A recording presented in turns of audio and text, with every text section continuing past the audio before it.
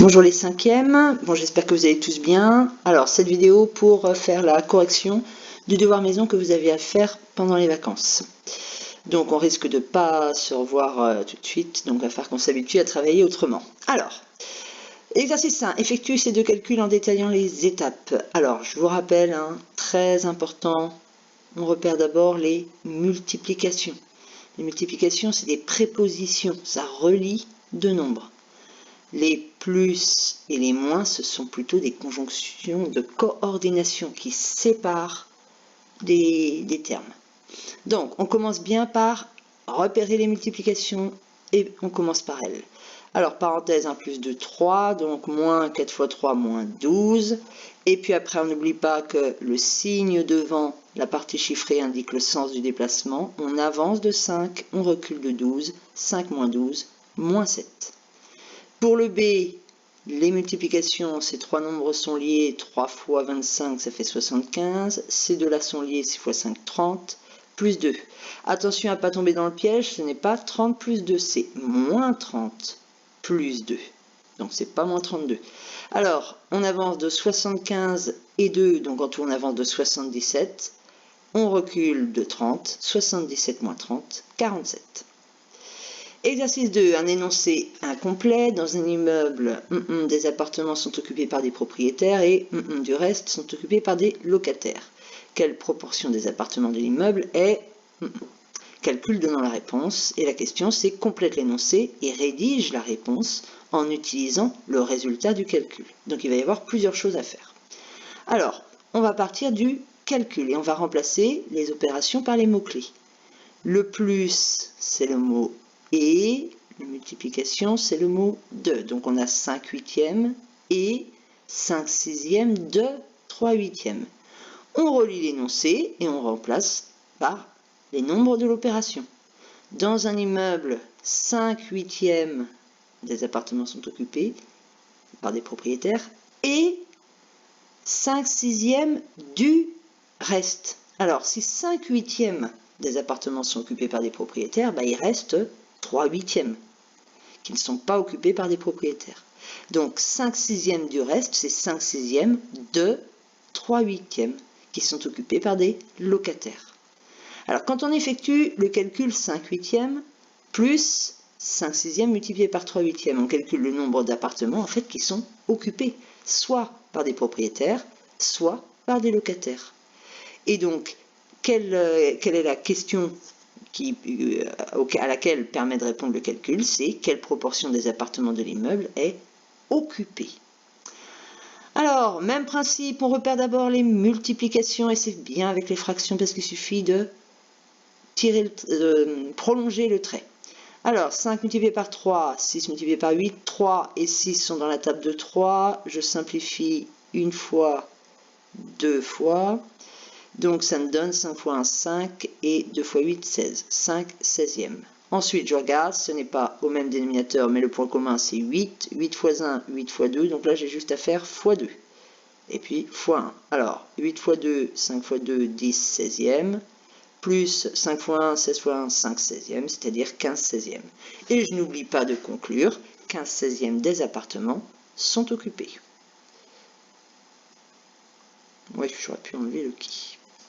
Alors, exercice 3. Alors là, c'est avec un tableur. Vous allez en avoir de plus en plus parce que ça tombe beaucoup au brevet. Donc il y aura régulièrement un exercice sur l'informatique dans les contrôles en quatrième, notamment. Alors, là, c'est une feuille de calcul. Ça veut dire qu'on va rentrer des formules. Alors, le but est de pouvoir calculer le total des recettes en rentrant juste le nombre de repas de chaque sorte. Donc, dans la case 5, on ne va pas rentrer 19,5 multiplié par 48. On va rentrer égal, ça veut dire que c'est une formule.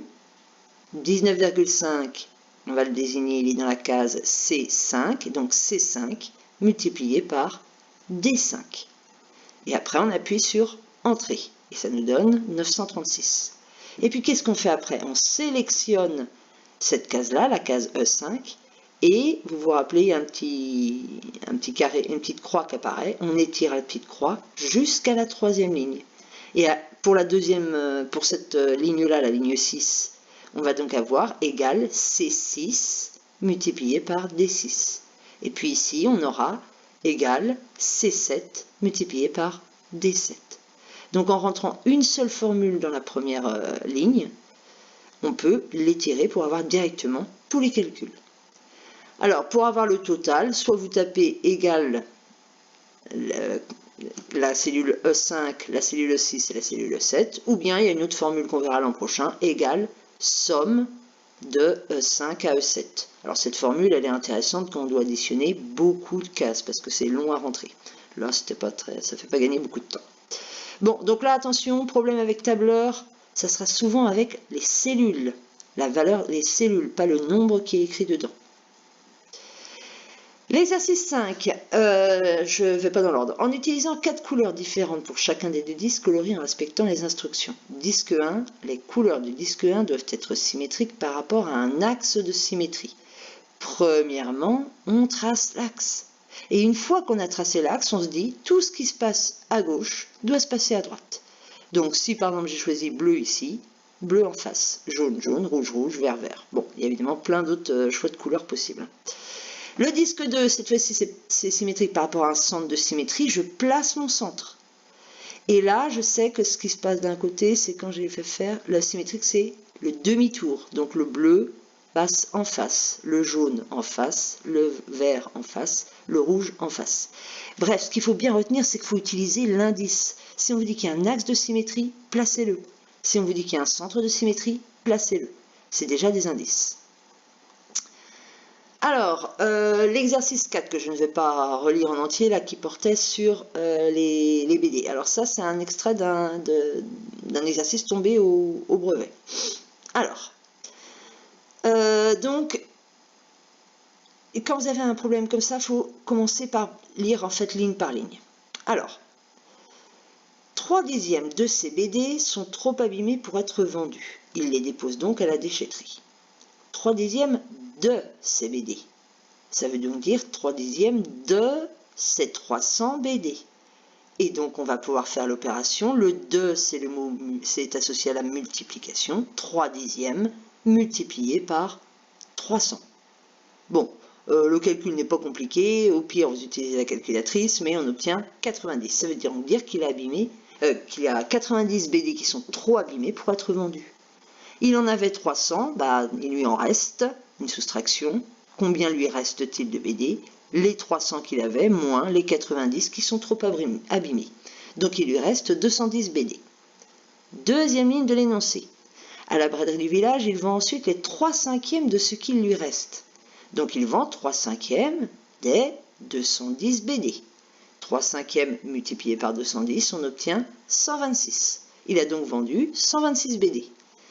Dernière question, combien rapporte-t-il de BD chez lui à la fin de la braderie? Il en avait 210, il en a vendu 126, donc il lui en reste une soustraction, 84. Et voilà la conclusion de cet exercice-là. Surtout le faire ligne par ligne. Le dernier, donc là c'est la géométrie, donc j'espère que vous avez bien revu la vidéo sur le calcul de l'aire du triangle, entre autres. Alors, d'abord, faire un schéma à main levée, soigner et compléter. Alors, on avait 5 cm, 25 et 23. J'ai mis en rouge ce qu'on peut compléter. On sait que les 3 angles font 180 degrés. Et donc, 180 moins 23 moins 25, il reste 132 pour cet angle-là. Donc, ma figure à main levée est archi fausse. On sait que 132, c'est plus que 90. C, il est plutôt sur cette ligne-là, enfin une ligne qui est dans cette zone-là.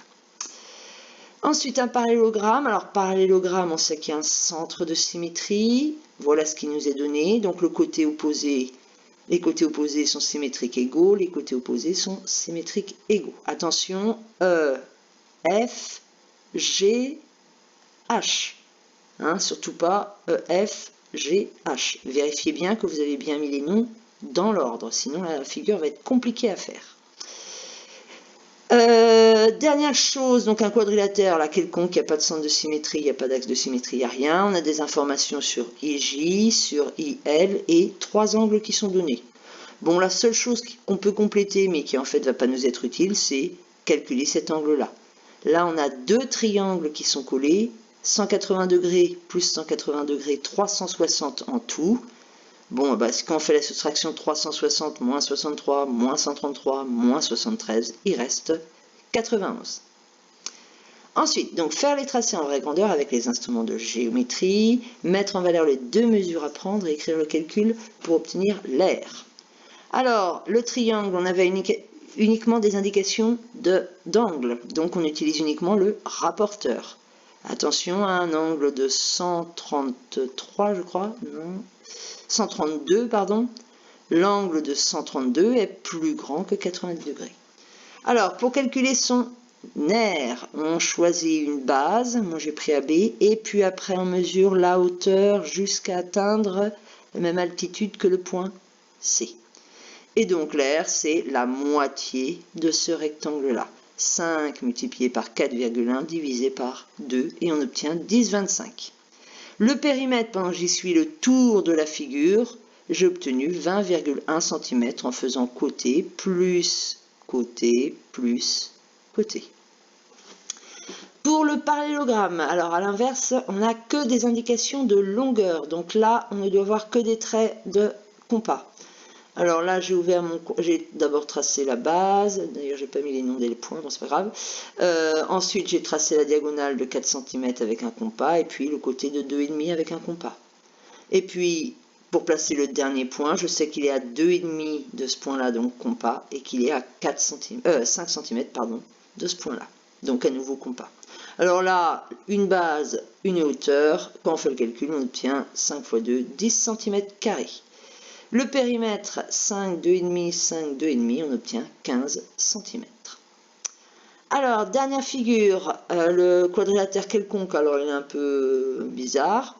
Alors attention à l'aire d'un quadrilatère quelconque, on est obligé de le partager en triangle. Le plus simple, c'est souvent de prendre la diagonale comme base, parce que du coup on a directement, clac, les deux hauteurs. Bon, sinon il y a plein d'autres manières de le faire. Bon, vous devez obtenir un résultat proche de 9,8 cm². Et le périmètre, moi j'ai obtenu 13,4 cm. Voilà, au revoir.